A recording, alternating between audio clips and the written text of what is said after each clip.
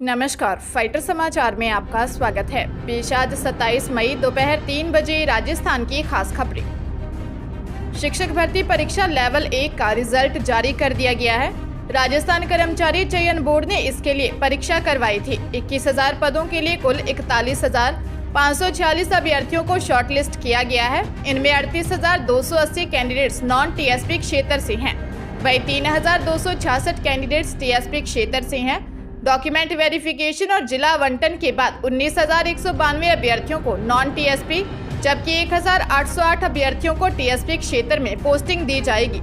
Level 2 के अलग अलग सब्जेक्ट का रिजल्ट 15 जून तक आने की संभावना है। बोर्ड की ओर से 48,000 पदों के लिए शिक्षक भर्ती परीक्षा 25 फरवरी से 1 मार्च तक करवाई गई थी। परीक्षा में कुल 9,65,000 में से 9,02,000 अभ्यर्थी ही शामिल हुए थे।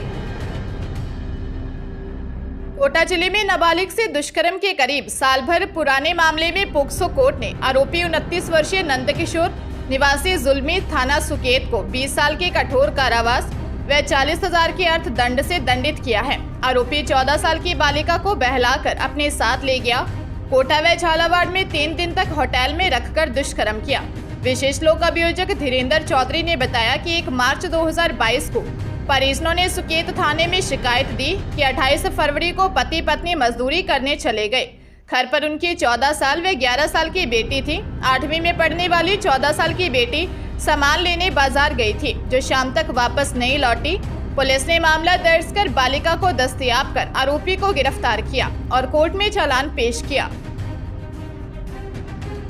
आरबीएसई ने 12वीं आर्ट्स के स्टूडेंट्स के लिए आंसर बुक की समीक्षा के लिए ऑनलाइन आवेदन की प्रक्रिया शुरू कर दी है। सामान्य शुल्क के साथ आवेदन के लिए 3 जून तक का समय दिया गया है। बोर्ड की वेबसाइट पर इस संबंध में विस्तृत दिशा निर्देश दिए गए हैं। बोर्ड ने गुरुवार को ही 12वीं आर्ट्स का परिणाम घोषित किया है।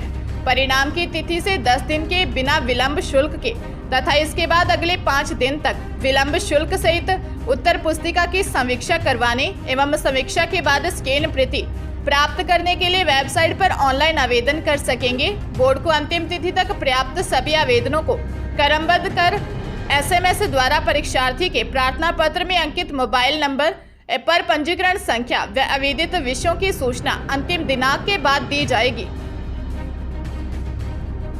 भरतपुर के एक व्यापारी से शादी के नाम पर 2 लाख की धोखाधड़ी हो गई। शादी की रात ही लड़की बालकनी में साड़ी की रस्सी लटकाकर फरार हो गई। 33 साल के व्यापारी ने कोतवाली थाने में लड़की व अन्य के खिलाफ शिकायत दी है। भरतपुर के सराफा गली निवासी राहुल ने बताया कि 24 मई को शहर की अग्रवाल धर्मशाला में दिन में फेरे हुए थे।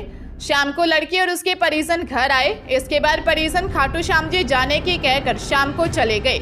लड़की रात में जल्दी सो गई। सुबह उठकर देखा तो बालकनी में रेलिंग से साड़ी लटकी मिली। यह शादी 2 लाख रुपए देकर की थी। व्यापारी राहुल ने राकेश फौजदार, राकेश के साले भूपेंद्र निवासी इंदौर सहित कई जनों के खिलाफ शादी के नाम पर 2 लाख की धोखाधड़ी का मामला दर्ज करवाया है। पुलिस मामले की जांच कर रही है। इंडियन प्रीमियर लीग 2023 का दूसरा क्वालीफायर मुकाबला 5 बार का विजेता मुंबई इंडियंस और चैंपियन विजेता गुजरात टाइटंस के बीच खेला गया। अहमदाबाद के नरेंद्र मोदी स्टेडियम में खेले गए इस हाई स्कोरिंग मैच में गुजरात टाइटंस ने अपनी सलामी बल्लेबाज शुभमन गिल के तूफानी शतक की मदद से मुंबई इंडियंस को 62 रन से हरा दिया।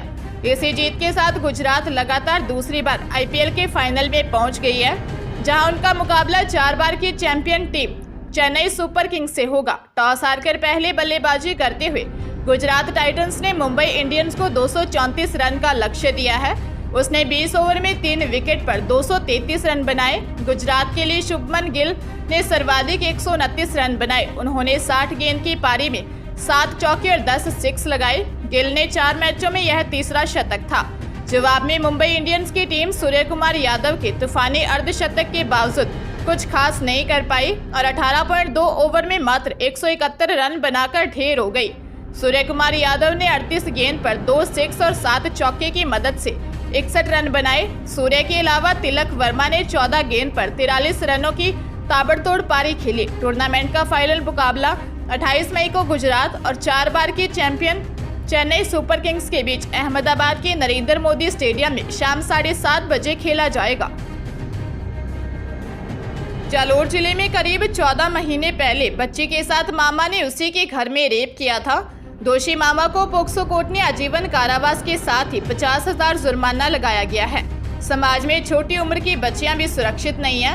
इतने कम उम्र की बालिका के साथ रेप की घटना आरोपी की हवसपूर्ण विकृत मानसिकता को दर्शाता है। ऐसे मामलों में यदि आरोपी के प्रति नरम रुख अपनाया जाता है तो समाज में विपरीत संदेश जाएगा और न्याय का उद्देश्य भी सफल नहीं होगा। 4 साल की बच्ची के साथ रेप के मामले में फैसला देते हुए जालोर के पोक्सो कोर्ट के जज हुकम सिंह राजपुरोहित ने ये टिप्पणी की। करीब 14 महीने पहले बच्ची के साथ मामा ने उसी के घर में रेप किया था। केस में 22 लोगों की गवाही हुई।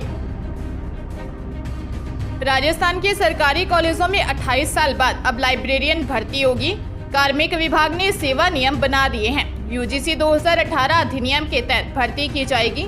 लाइब्रेरियन के साथ पीटीआई भर्ती भी होगी। वित्त विभाग ने फरवरी 2022 में लाइब्रेरियन के 247 नए पद स्वीकृत कर दिए थे, लेकिन सेवा नियम नहीं बनने से भर्ती प्रक्रिया अटकी हुई थी। सेवा नियम बनने के बाद अब कॉलेज आयुक्तालय की ओर से आरपीएससी को अभ्यर्थना भेजी जाएगी। इसके बाद भर्ती प्रक्रिया शुरू होगी। इससे पहले राज्य में सहायक पुस्तकालय अध्यक्ष की भर्ती 1992 में हुई थी। इसके बाद सरकार ने भर्ती नहीं निकाली। सरकार ने बीते 4.5 साल में कॉलेज तो खूब खोल दिए, लेकिन इनमें लाइब्रेरियन नहीं है। यूजीसी नियमों की बात करें तो कॉलेज खोलने के लिए लाइब्रेरियन और पीटीआई का होना जरूरी है। प्रदेश के कॉलेजों की स्थिति पर नजर डालें तो 95% लाइब्रेरियन के पद रिक्त हैं। जयपुर में एक बॉस के महिला वर्कर से रेप करने का मामला सामने आया है। ऑफिस में काम के बहाने बुलाकर नशीली कोल्ड ड्रिंक पिलाई।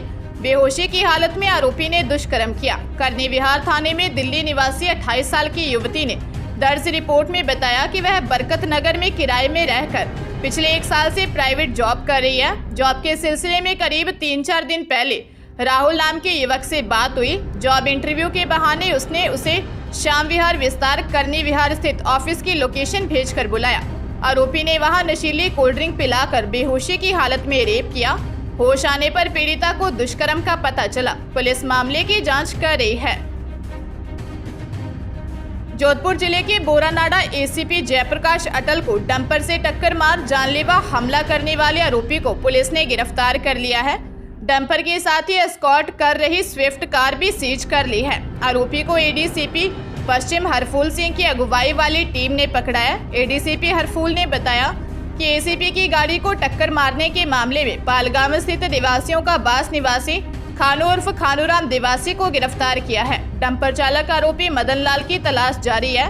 गौरतलब है कि 24 मई को अल सुबह डंपर का पीछा करते समय पहले एस्कॉर्ट कर रही कार के चालक ने एसीपी को धमकाया, फिर डंपर को तेजी से रिवर्स लेकर उनकी कार को टक्कर मार दी थी। एसीपी की गाड़ी के एयरबैग खुल गए और उनकी जान बच गई।